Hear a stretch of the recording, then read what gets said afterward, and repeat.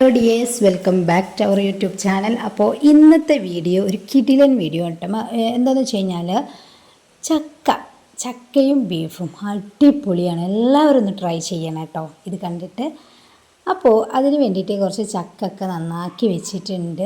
അപ്പോൾ അത് നന്നാക്കുന്ന പണിയിലാണ് കേട്ടോ. കുറച്ച് റിസ്ക് ആണല്ലേ ചക്കൊക്കെ നന്നാക്കി എടുക്കുക എന്നുള്ളത്. ഭയങ്കര മടിയുള്ള കാര്യമുണ്ട്, പക്ഷെ നന്നായി കഴിക്കും. പക്ഷെ അത് ഉണ്ടാക്കാനാണ്. അപ്പോൾ അതാ ചക്കൊക്കെ റെഡിയാക്കി. നല്ല പച്ച ചക്കയാണ് കേട്ടോ. ഇത് അധികം മൂപ്പൊന്നും ആയിട്ടില്ല. അപ്പോൾ അതിൻ്റെ കുരുകളൊന്നും ഞാൻ എടുത്തിട്ടില്ല. കുരും കൂടി ആഡ് ചെയ്താൽ നല്ല ടേസ്റ്റ് ആയിരിക്കും. കുരു ആക്കാൻ കുറച്ച് പണിയാണ്. അപ്പോൾ ഞാനതിൻ്റെ കുരുവൊക്കെ അതിൻ്റെ ഉള്ളിൽ നിന്ന് എടുത്തിട്ട് ഈ ചുള മാത്രം എടുത്ത് നന്നാക്കി ഒന്ന് അരിഞ്ഞെടുത്തതാണ് കേട്ടോ. അപ്പോൾ അത് കുറേ പണിയൊക്കെ ഇങ്ങനെ ചെയ്ത് ഓരോരോ കുരു ഓരോരോ ചക്കയിൽ എടുത്തിട്ടാണ് നമ്മൾ ചെയ്യുന്നത്. ഇവിടെ അധികം പഴുത്ത ചക്ക കഴിക്കാനാണ് ഇഷ്ടം. പക്ഷേ ഇങ്ങനെ വെച്ചിട്ട് ഇത് ഏറ്റവും നല്ല ടേസ്റ്റ് എന്ന് പറഞ്ഞു കഴിഞ്ഞാൽ ഇങ്ങനെ ചെറുതാക്കി അരിഞ്ഞിട്ട് ഉപ്പേരി മാതിരി വെച്ചാലും അടിപൊളിയാണ് കേട്ടോ. അപ്പം അങ്ങനെ ചക്ക കാക്കാൻ വേണ്ടിയിട്ട് മോനും കൂടിയൊക്കെ സഹായിച്ച് എല്ലാ ചക്കകളും ഇതുപോലെ ആക്കി. എന്നിട്ട് ഞാനിങ്ങനെ അരിഞ്ഞെടുക്കുക കേട്ടോ. എളുപ്പമാണ് കേട്ടോ. നമുക്ക് 2-3 പീസൊക്കെ ആക്കിയിട്ട് അങ്ങനെ അരിഞ്ഞു കൊടുത്താൽ മതി. അങ്ങനെ എല്ലാ ചക്കകളും ഇങ്ങനെ അരിഞ്ഞെടുത്തു. പിന്നെ ചിലർ അതിൻ്റെ ആ പച്ച സാധനമൊക്കെ ഒഴിവാക്കിയതിന് ശേഷം അതിങ്ങനെ ചെറുതാക്കി ഇങ്ങനെ കൊത്താക്കിയിട്ട് ഇങ്ങനെ അതും എടുക്കാറുണ്ട് കേട്ടോ. അങ്ങനെയാണ് ശരിക്കും ചക്കക്കറി എന്ന് പറഞ്ഞ സംഭവം. അപ്പോൾ ഇതെല്ലാം നന്നാക്കി തന്നെ അരിഞ്ഞു വെച്ചു. ഇനി ഇത് നമുക്കൊന്ന് വേവിച്ചെടുക്കണം.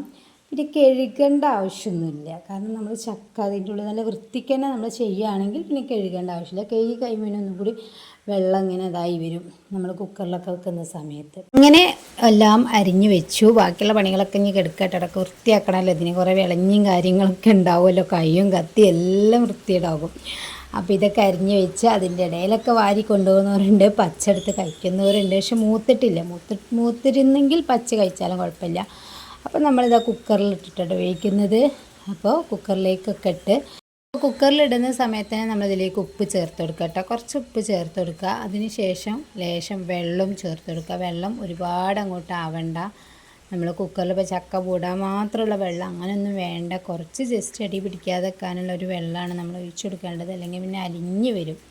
അപ്പോൾ കുക്കറിൽ ഒരു വിസിൽ തന്നെ മതിയാവും. നല്ല പൊടിയുള്ള ചക്കയൊക്കെ ആണെങ്കിൽ. ഇത് ഞാനൊരു 2 വിസിൽ അടുപ്പിച്ചിട്ടുണ്ട്. അപ്പോഴത്തേക്ക് തന്നെ ചക്ക ഉടഞ്ഞു പോയിട്ടുണ്ട് കേട്ടോ. അപ്പോൾ അതിന് വേണ്ടിയിട്ട് ഇനി ഒരു അരപ്പ് തയ്യാറാക്കണം. അതിനിതാ പച്ചമുളക്, പിന്നെ തേങ്ങ, പിന്നെ അതിലേക്ക് ആവശ്യത്തിനുള്ള ഒരു ലേശം വെള്ളം ചേർത്ത് കൊടുക്കുന്നുണ്ട്. പിന്നെ ചുവന്നുള്ളി, വെളുത്തുള്ളി, കുറച്ച് നല്ല ജീരകം കേട്ടോ. ഈ നല്ല ജീരകമാണ് ഇതിൻ്റെ ഏറ്റവും ഫ്ലേവർ എന്ന് പറയുന്നത്. നല്ല ടേസ്റ്റാണ് നല്ല ജീരകം. കറിയിലൊക്കെ ചിലർക്ക് പറ്റില്ല കേട്ടോ. പറ്റാത്തവർ ഒഴിവാക്കുക. അപ്പോൾ അങ്ങനെ വീഡിയോ എടുത്തുകൊണ്ടിരിക്കുന്ന ഇടയിൽ പുറക്കൊന്ന് എടുത്തതാണ്. അപ്പോൾ അത് നന്നായിട്ട് തന്നെ അരപ്പൊക്കെ തയ്യാറാക്കി ഇതിലേക്കുള്ള ഉള്ളി ചേർത്തെടുക്കാൻ പോകണം. അപ്പോൾ ഏകദേശം ജീരകവും തേങ്ങയൊക്കെ ഒന്ന് അരിഞ്ഞതിന് ശേഷമാണ് നമ്മൾ ഉള്ളി ചേർത്ത് കൊടുക്കേണ്ടത് കേട്ടോ. കുറച്ചൊന്ന് ചതച്ചെടുത്ത പോലെ ആക്കിയാൽ മതി. പക്ഷെ അരപ്പ് നന്നായിട്ട് തന്നെ നല്ല അരവെന്ന് വെച്ചാൽ നമ്മൾ ചമ്മന്തിനേക്കാളും കുറച്ചും കൂടി ഒന്ന് അരച്ചെടുക്കുക. പിന്നെ ഇതിലേക്ക് ഞാൻ മഞ്ഞൾപ്പൊടി ചേർക്കാൻ മറന്നിട്ടുണ്ടായിരുന്നുണ്ട്. അപ്പോൾ ഈ സമയത്താണ് ഞാൻ മഞ്ഞൾപ്പൊടി ചേർത്തിട്ട് നമുക്ക് വേണമെങ്കിൽ അരപ്പിലേക്ക് ചേർത്ത് കൊടുക്കുക. അല്ലെങ്കിൽ നമുക്ക് എന്താക്കാം, നമ്മളെ ചക്ക വേവിക്കുന്ന സമയത്ത് ചേർത്ത് കൊടുക്കാനായിട്ട് പറ്റും. അപ്പോൾ രണ്ടും ഞാൻ മറന്നു. അപ്പോൾ അതിന് ശേഷം ലാസ്റ്റാണ് ഞാനിത് ചേർത്ത് കൊടുത്തത്. അപ്പോൾ ആ സമയത്ത് തന്നെ ഒരു 3-4 പൊറോട്ട കൊണ്ടുവന്നിട്ടുണ്ടായിരുന്നു കേട്ടോ. ചക്കക്കറിയൊക്കെ ആവാൻ ടൈം വൈകിയപ്പോൾ. അപ്പോൾ അതൊന്ന് വീഡിയോ ചെയ്തതാണ്. ബീഫ് കറിയും ഉണ്ടല്ലോ. അപ്പോൾ പൊറോട്ടയും ചക്കക്കറിയും അതുപോലെ തന്നെ ബീഫ് കറിയും എല്ലാം കൂടി അടിപൊളിയാണ്. അപ്പോൾ അതാ ചക്കക്കറി ഉണ്ടല്ലോ. ഇനി ഇതിലേക്ക് ചെറിയൊരു വറവും കൂടി തയ്യാറാക്കണം. അപ്പോൾ ലക്ഷത നല്ല അടിപൊളി കറിവേപ്പിലയും പിന്നെ കടുകും വെളിച്ചെണ്ണയൊക്കെ ചൂടായതിന് ശേഷം ഇതൊക്കെ ഇട്ടിട്ട് പിന്നെ ഒന്ന് ചൂടാക്കിയെടുക്കുകയാണ്. 2 വറ്റൽമുളകും കൂടി ചേർത്ത് ചൂടാക്കി വറവിട്ടെടുത്തു. അടിപൊളി ചക്കക്കറി എന്ന് പറഞ്ഞാൽ ഇതുപോലെ ചക്കക്കറി കഴിച്ചിട്ടില്ല. അതായത് കുരുവൊന്നും ഇല്ലാത്തതുകൊണ്ട് തന്നെ ചക്ക അങ്ങനെ ഉടഞ്ഞു പോയിട്ടുണ്ട്. അതിനൊരു ബലം കിട്ടാനാണ് ഈ കുരു നമ്മൾ ആഡ് ചെയ്യുന്നത്. അപ്പോൾ ചക്ക ഒരു ഇതുണ്ടാവും, ഒരു പൊടിയൊക്കെ ആയിട്ടുള്ള ടേസ്റ്റ് ഉണ്ടാവും കേട്ടോ. അപ്പോൾ ഇത് റെഡിയായി. ഇനി നമുക്ക് ബീഫ് കറി ആഡ് ചെയ്തിട്ട് കഴിക്കാം കേട്ടോ.